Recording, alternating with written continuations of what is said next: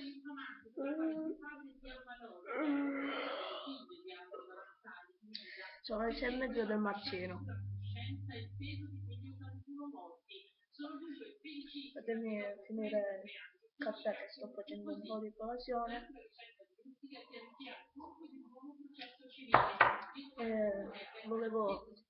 Volevo parlare oggi della mattinata che rompimento di palle mi aspetto stamattina.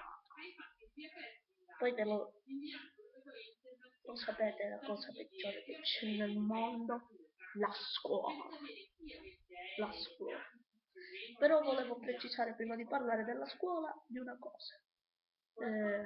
No, io sto stimando Giuseppe Simone sia perché è cambiato, ha un sacco di fan ed è bravissimo, bravo, ti stimo, grande profeta Peppe. Eh, allora, cominciamo con quello della scuola, rompimento di palle. Allora, io per scappare lo sapete che faccio? Vado in bagno. Un giorno mi era venuto in mente di buttarmi dalla finestra della scuola per scappare da loro, indovinate di che? 2 ore di algebra e geometria.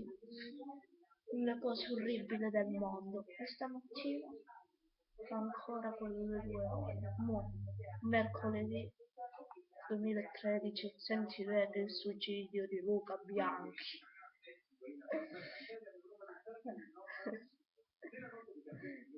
Comunque sono contento perché il Milan ha pareggiato e non ha perso, meno male, almeno non ha perso. Poi il Napoli ha fatto una grande partita, ha sofferto ma ha vinto.